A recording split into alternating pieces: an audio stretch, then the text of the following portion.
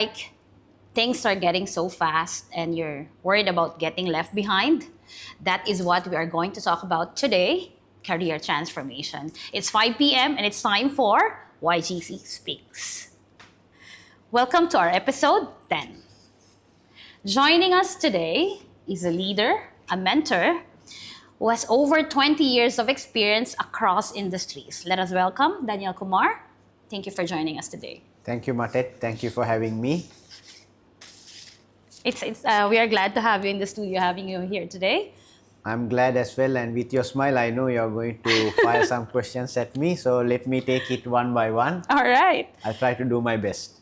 Okay, we're excited. Okay, my first one on the list, I know I will not be able to go through the list because knowing you have a lot of surprises and we're excited about that. All right, if there's 3 words that you think best describes career transformation, what would that be? Career transformation. Transform. So the English word itself has the meaning in it. So generally when we talk about career transformation, people think it's about changing jobs. It's not about changing jobs. It is about getting to a better future.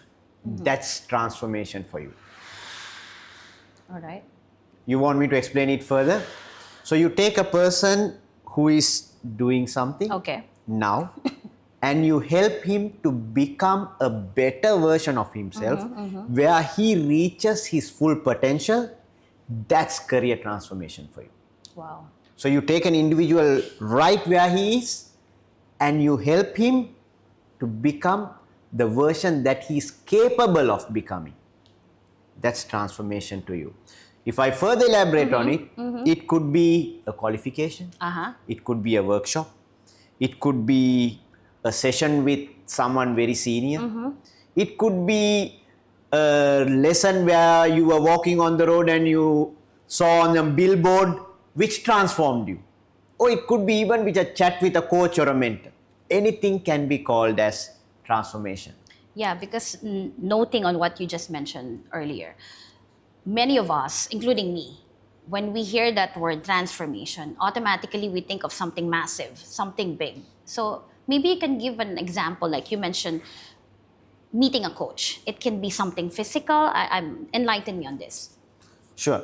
So, example, you have many leaders and many personalities we have. Everyone knows Steve Harvey. Basically his life-changing moment was when a teacher asked, whom do you want to become? And when he wrote on a paper that he wants to be a TV presenter. But everyone laughed because he had a stammer. But his father told him, read it every day before you go to school. And you know who he is today. I don't need to explain that.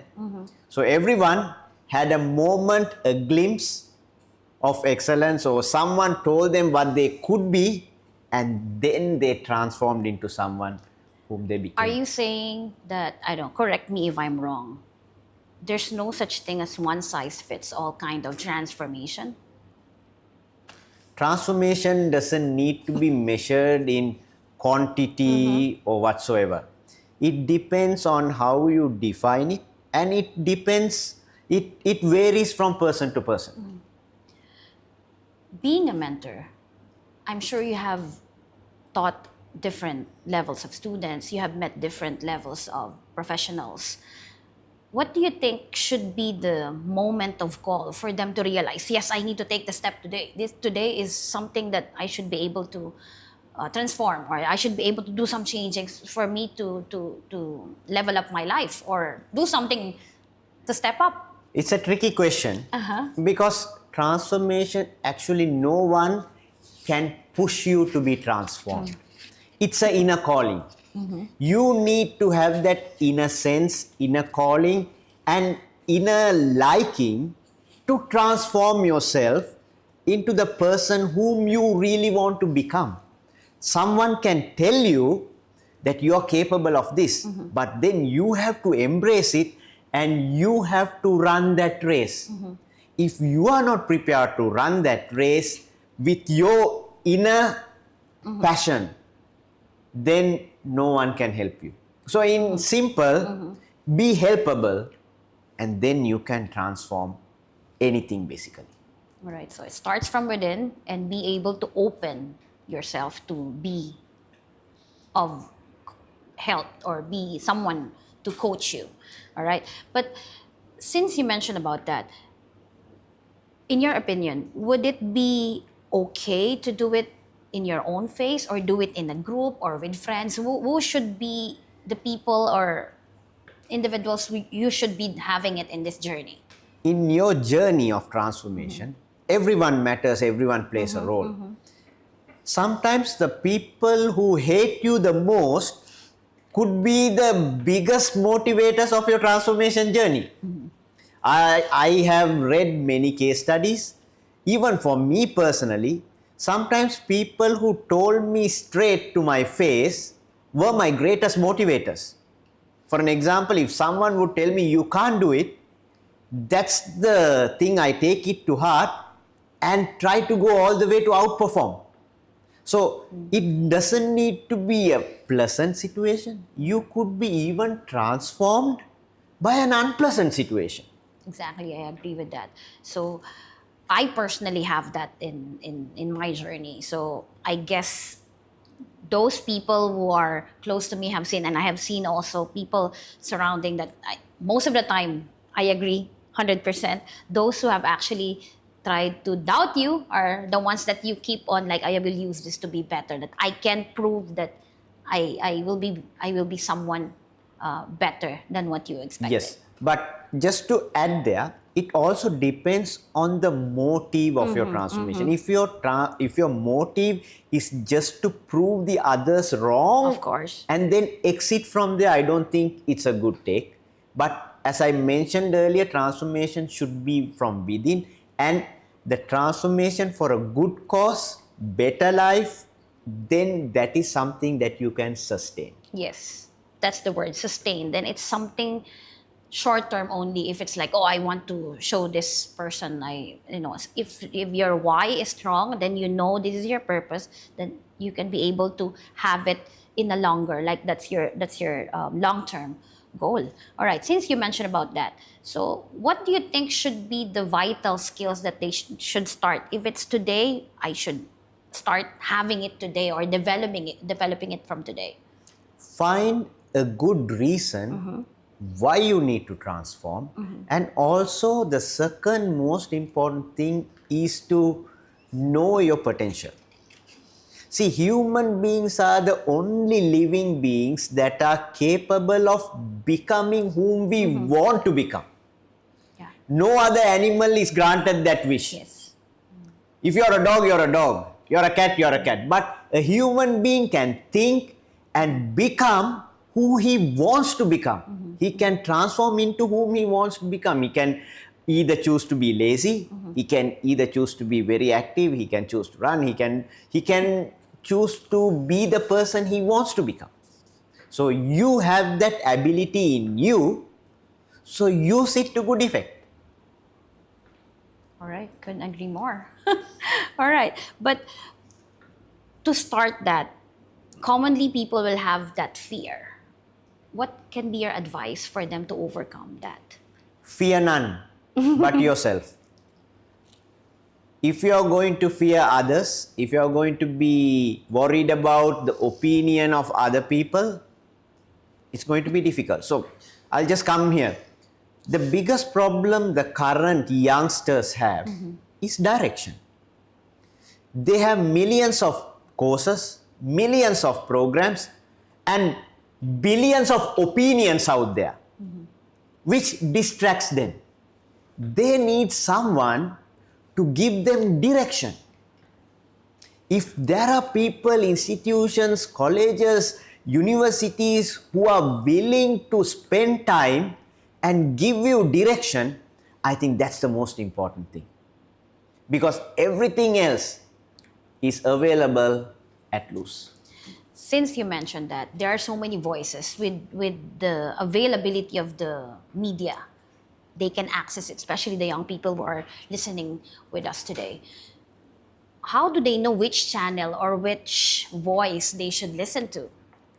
That's a very tricky question, but that is where your research skills come into action.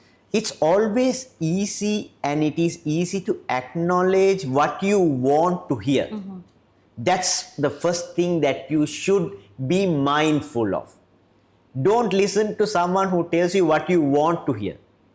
Listen, don't hear it, process it. Look at the pros and cons, discuss it with someone who can think about it, give you valuable advice about it, then you make the decision.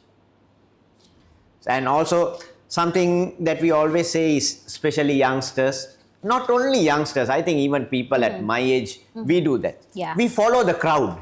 This is a common thing. Where the majority is, we always try to follow the majority. Whenever you follow the majority, think twice. Because majority is never blank. I leave it to you. Wow. Thank you. How about adaptability?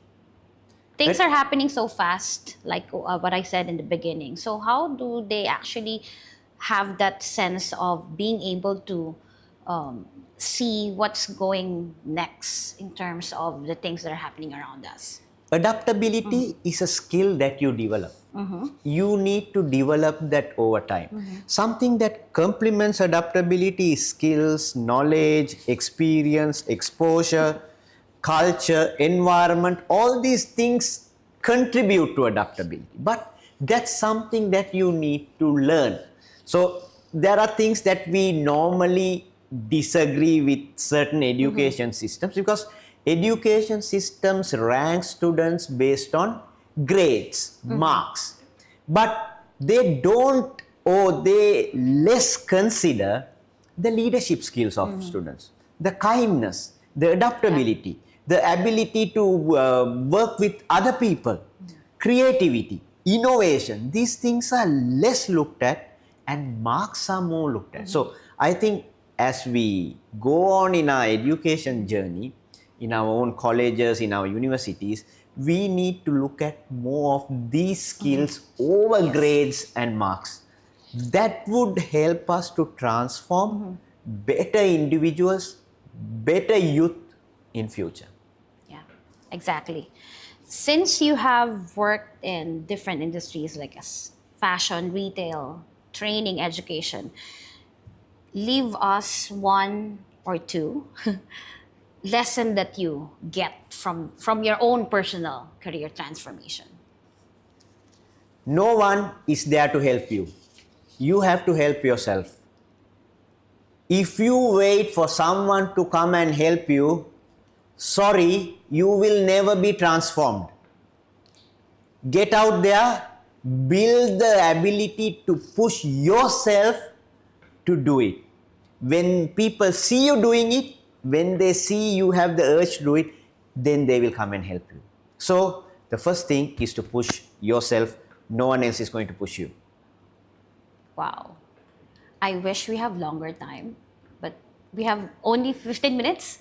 And looking forward, we can engage with you in future episodes. And yeah, thank you for sharing your insights with us Thank today. you very much, Matet, and thank you, YGC, for this opportunity. Thank you.